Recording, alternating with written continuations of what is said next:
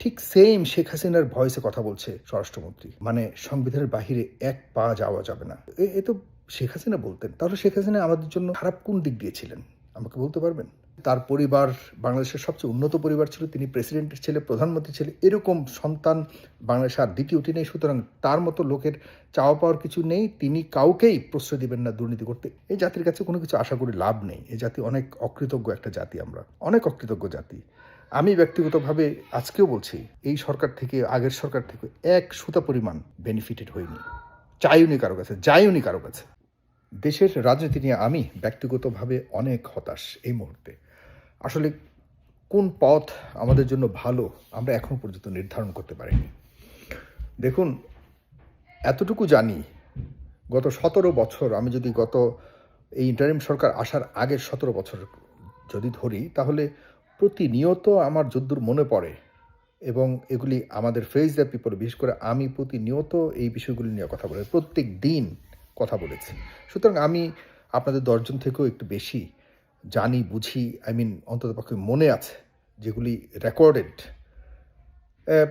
শেখ হাসিনার আমলে শেখ হাসিনার সরকারের কাছে বিরোধী দল হিসেবে যতগুলি দল এই মুহূর্তে সরকারের শক্তির আশপাশে রয়েছে, সরকারে রয়েছে এবং বিরোধী দলে রয়েছে, মানে হলো পাওয়ার এক্সারসাইজ করছে বর্তমানে যতগুলি দল, এরা সবাই শেখ হাসিনার আমলে বঞ্চিত ছিল। লিটারালি দে আর কমপ্লিটলি ডিপ্রাইভড। এই দলগুলোর কি চাওয়া ছিল শেখ হাসিনার কাছে? চাওয়া ছিল শুধুমাত্র একটা নির্বাচন। আর তত্ত্বাবধায়ক সরকারের দাবিটি ছিল একমাত্র, যেটি তারা বলেছিল, আমরা তত্ত্বাবধায়ক সরকার ফেরত চাই, এরপর তোমরা নির্বাচন দাও। নির্বাচন তো শেখ হাসিনা দিয়েছে, তার আমলে তো সবসময় নির্বাচন দিয়েছে, সংবিধানের আলোকে দিয়েছিল।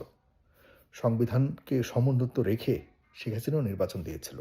প্রত্যেকটি নির্বাচন সংবিধানের আলোকে হয়েছে, এবং প্রত্যেকটি নিয়োগ থেকে শুরু করে everything were run by the constitution. আপনার মনে থাকবার কথা আপনাদের, যখনই শেখ হাসিনার কাছে চাওয়া হয়েছিল যে আমরা তত্ত্বাবধায়ক সরকার চাই, তখন শেখ হাসিনার একটাই জবাব ছিল, সংবিধানের বাহিরে এক পা দিতে পারবে না, সংবিধান সমুন্নত রেখে সব কিছু করা হবে, সংবিধানের বাহিরে বাংলাদেশের সরকার কখনোই যাবে না। এটি ছিল শেখ হাসিনার একমাত্র শেষ কথা। কিন্তু কি, শেখ হাসিনার আরেকটা কথা ছিল, আমি শুধু পাওয়ার চাই, আর কিছুই চাই না, আর কিছু চাই না, শুধু আমি পাওয়ার চাই। দেখুন, সেই সংবিধানকে এমনভাবে সে তৈরি করেছিল, কারণ সংবিধান আপনার মেজরিটি যার কাছে থাকে, সে সংবিধানকে যে কোনো দিন সংবিধানকে অ্যামেন্ডমেন্ট করতে পারে, সংশোধন করতে পারে, পরিবর্তন করতে পারে। এটি একদম ইজি কথা, আমাদেরকে নতুন কথা শুনিয়ে তো লাভ নেই। সংবিধান হলো সংসদের মেজরিটির সপক্ষে সংবিধান কথা বলে, মেজরিটির পক্ষে। কারণ হলো সংবিধানকে নিজেদের পক্ষে কথা বলবার জন্যই তৈরি করা একটা বাংলাদেশের রাজনৈতিক ঐতিহ্যবাহী কালচার হয়ে গেছে, রীতি হয়ে গেছে, যেটি শেখ হাসিনা একদম বরাবর তার পুরো আমল জুড়ে করেছে। এখন দুঃখের সাথে বলতে হচ্ছে, দেখুন, সংবিধান কিন্তু শেখ হাসিনাকে বাধ্য করতে পারেনি একটি ভালো নির্বাচন দিতে।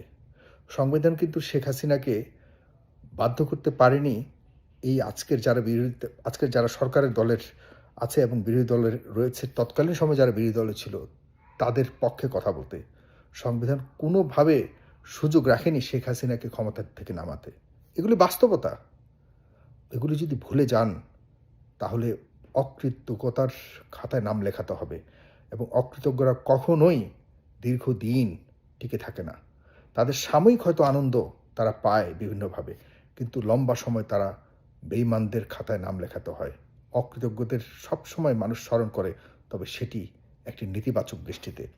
আজকে সেই অবস্থায় কি কোনো কারণে বিএনপি যাচ্ছে? বিএনপি ক্ষমতায় থাকুক, এবং 5 বছর বিএনপি ক্ষমতায় থাকুক কোনো ধরনের ডিস্টার্ব ছাড়া, কারণ আমরা বহুত সময় লস করে ফেলেছি। আমাদের আর লস করবার মতো, এই 1971 সালের পরে আমাদের দেশ স্বাধীন হওয়ার পর থেকে শুধুমাত্র ষড়যন্ত্র, বিভিন্ন ধরনের পাল্টা মানে একটা বিচ্ছিরি রাজনৈতিক প্র্যাকটিসের মধ্যে থাকতে থাকতে আমাদের এই দেশে উন্নয়ন বলতে কিচ্ছু হয়নি, একদম কিচ্ছু হয়নি, জিরো। বরং আমরা অনেক পিছিয়ে গেছি। বহু বছর পর আবারও 24 এসছে। এই 24-এর পরিবর্তনের পর আমরা যেটি চেয়েছি যে শুধুমাত্র বাংলাদেশে এখন আর কোনো ধরনের বাজে রাজনৈতিক প্র্যাকটিস আমরা দেখতে চাই না। একটি শক্ত বিরোধী দল হয়েছে, অনেকগুলি দলের সমন্বয়ে একটি শক্ত বিরোধী পক্ষ হয়েছে। জামাত ইসলাম কোনোভাবে সততার প্রশ্নে, ন্যায়ের প্রশ্নে এবং উন্নয়নের বা দুর্নীতির প্রশ্নে কোনোভাবে ছাড় দিবে না। এর মুখোমুখিতে বিএনপির যে প্রধানমন্ত্রী হয়েছেন জনাব তারেক রহমান, তার জীবনে আর কোনো কিছু চাওয়া পাওয়ার নেই। তিনি যথেষ্ট দেখেছেন, তার পরিবার বাংলাদেশের সবচেয়ে উন্নত পরিবার ছিল, তিনি প্রেসিডেন্টের ছেলে, প্রধানমন্ত্রী ছেলে, এরকম সন্তান বাংলাদেশে আর দ্বিতীয়টি নেই। সুতরাং তার মতো লোকের চাওয়া পাওয়ার কিছু নেই, তিনি কাউকেই প্রশ্রয় দিবেন না দুর্নীতি করতে। এই যে দুইয়ের মিলনে বাংলাদেশে আগামী 5 বছর যদি আনটাচড একটা মানে কোনোভাবে ক্ষমতার মধ্যে কোনো অবৈধ টাচ যদি না লাগে, তাহলে আমাদের দেশ অনেক এগিয়ে যাবে, কোনো সন্দেহ নেই। আমি ব্যক্তিগতভাবে চাই বিএনপিকে সহায়তা করা হোক, বিএনপি যেন সুন্দরভাবে দেশটাকে রান করতে পারে।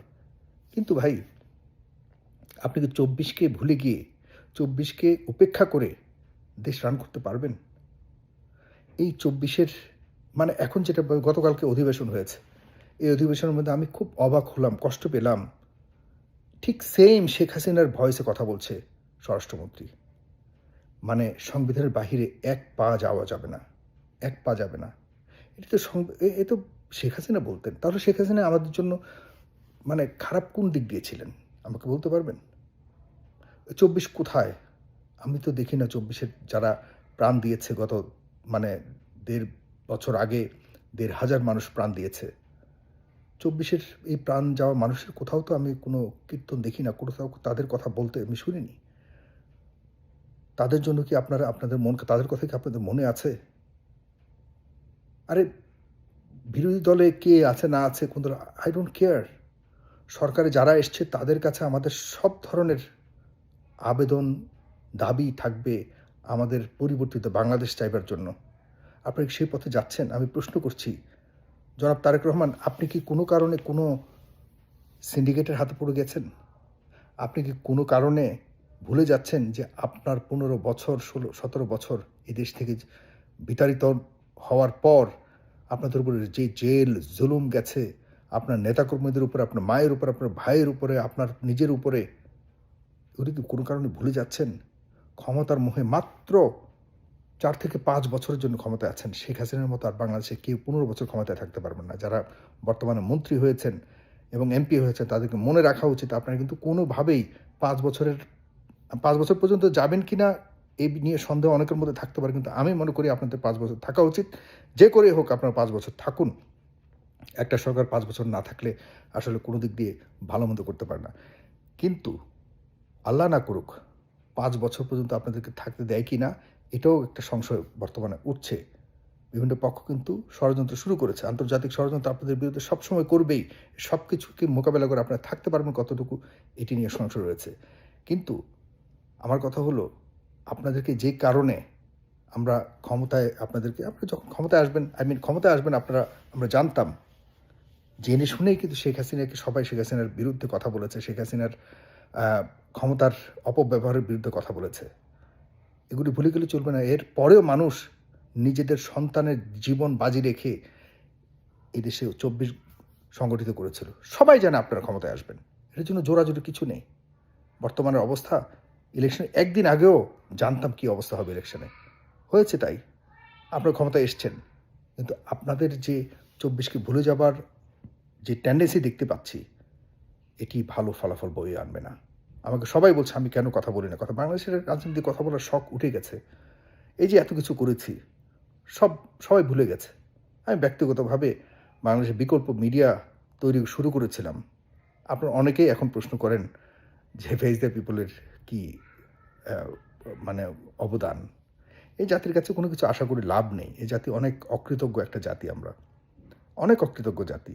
আমি ব্যক্তিগতভাবে আজকেও বলছি, এই সরকার থেকে, আগের সরকার থেকে এক সুতা পরিমাণ বেনিফিটেড হয়নি, চাইওনি কারো কাছে, যাইওনি কারো কাছে। এই দেশটা ভালো হোক, এই দেশটার জন্য আমি পরিশ্রম করছি। সামনের দিকে বর্তমান সরকারের সবচেয়ে বেশি বড় সমালোচক আমি হব ব্যক্তিগতভাবে। দেখুন, শেখ হাসিনার কথা যদি বলি, শেখ হাসিনা আমার ব্যক্তিগতভাবে আমার এই দেশের যখন দেখলাম খারাপ অবস্থা, শেখ হাসিনা মানে একটা বাজে পলিটিক্যাল সিস্টেম চালু করেছে, তার বিরুদ্ধে লেখালেখি শুরু করেছি, তার এমপি মন্ত্রীদের বিরুদ্ধে লেখালেখি শুরু করেছি।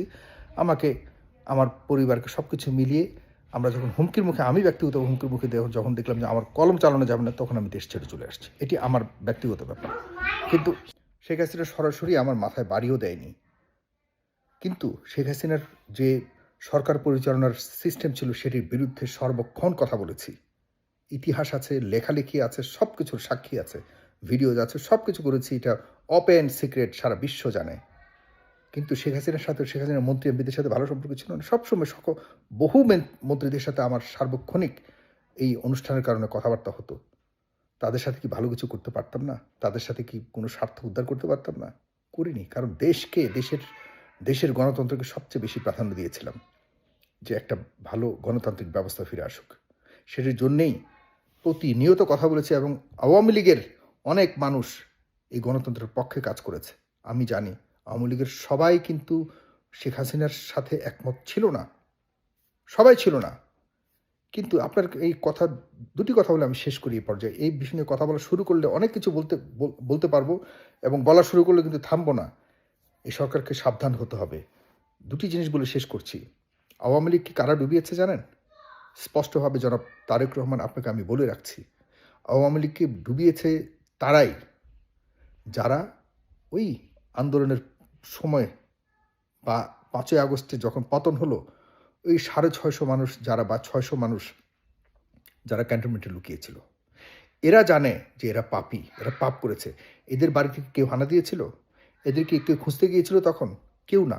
ওরা নিজেরাই জানতো যে ওরা অপরাধ করেছে, এবং ওই দিন 5ই আগস্ট ঘটনার পেছনে, সংঘটিত হওয়ার পেছনের যে ভূমিকা তারা রেখেছিল, দায় তাদের, যেখানে তারা নিজেদের থেকেই অনুভব করেছে যে তাদের পালাতে হবে।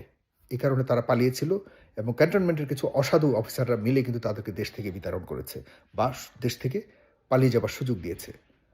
ঠিক একইভাবে আপনার সরকারকেও, জনাব তারেক রহমান, আপনার মা যখন ক্ষমতায় ছিল, আপনার মাকেও ডুবানোর জন্য কিছু লোক এরকম তৎকালীন সময়ে দায়ী ছিল। তারা কিন্তু খুব সুন্দরভাবেই বিভিন্ন সুযোগ নিয়ে বিদেশে চলে গেছিল।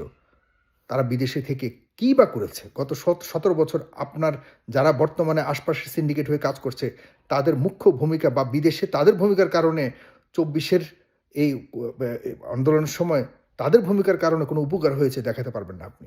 কোনোভাবে দেখাতে পারবেন না। আমরা করেছি। আমরা প্রতিনিয়ত, প্রতি ঘন্টায় ঘন্টায় মানুষকে জেগে জেগে নিজের শরীর শেষ করে দিয়েছি, নিজের মেধাকে শেষ করে দিয়েছি শুধু দেশের ইয়ের জন্য। চ্যালেঞ্জ করে বলতে, রেকর্ডেড। আপনার লোকজন আশপাশে যারা রয়েছে, এদের কেউ বলতে পারবে না। এদের অনেকের সাক্ষী আমি, যারা পালিয়েছিল, অনেকের সাক্ষী আমি নিজে। নাম বললে নিস্তার পাবে না তারা, নাম বললে প্যান্ট থাকবে না পরনে। কিন্তু বলতে চাই না, আমি কাউকে খাটো করে, ছোট করে কথা বলতে চাই না। তবে আমাদের 24 নিয়ে যেটি বলতে গিয়ে আমি শেষ করছি, কথাটি বলি, সেটি হলো যে আজকেও যারা আপনার সিন্ডিকেট আশপাশে রয়েছে, কালকে যদি কোনো কারণে আল্লাহ না করুক, আপনি থাকুন সুন্দরভাবে। আপনার জন্য সকল ধরনের প্রোটেকশন এই দেশের মানুষ, আপনি যেন ক্ষমতায় থাকতে পারেন, আপনার জন্য মানুষ জীবন দিতে পারে, আপনার প্রোটেকশনের জন্য যে কোনো ধরনের ভূমিকা রাখতে পারবে এই দেশের মানুষ। আপনাকে ওইরকমভাবে ভালোবাসে, আপনি সেরকম রোল প্লে করে যাচ্ছেন। আপনি ব্যক্তিগতভাবে আপনি কষ্ট করে যাচ্ছেন, প্রতিনিয়ত আপনি নতুন নতুন উদাহরণ তৈরি করছেন। কিন্তু আপনার আশপাশে যারা আছে, তাদের কারণে যদি আবারও আপনার এরকম কোনো পতনের কোনো অবস্থাতে আপনি পড়েন, এই লোকগুলিকে একটাও পাবেন না। আপনি লিখে রাখুন, এই ভিডিওটি লিখে প্রমাণ হিসেবে রেখে দিন। যদি এদেরকে 2-1 দিনের মধ্যে পান, এই বাংলাদেশে আপনাকে রক্ষা করার জন্য আছে। আমি সাগর হাতে চুরি পরব, আপনাকে বলে রাখলাম। এরা সবার আগে ভাগবে, যেভাবে ভেগেছিল আগে। এরা দেশের জন্য এদের ভাগতে হয়নি। এরা নিজেরা এই আওয়ামী লীগের সময় যারা ভেগেছিল 5ই আগস্টের পর, কারণ এরা আকাম করেছিল, এরা জানে যে এরা অপরাধী, যে কারণে ভেগে গিয়েছিল। যারা অপরাধ করেনি আওয়ামী লীগের, তারা সবাই দেশে আছে। নিরপরাধ আওয়ামী লীগাররা এখনও দেশে আছে। তারা চায় একটা নতুন বাংলাদেশ, তারাও চায় রাজনীতি করতে। তাদের রাজনীতি করার সুযোগ যদি থাকে দিন, যাচাই বাছাই করে দিন। তবে অপরাধী যারা, তারা চলে গেছে। অনেকে বিদেশে আছে, নিরপরাধও আছে, তবে বেশিরভাগ অপরাধী যারা লুকিয়ে চলে গেছে।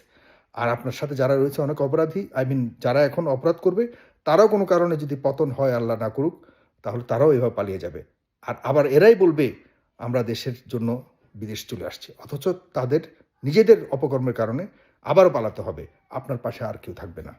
সেজন্য বলছি, আপনারা এই ২৪কে বহন করুন।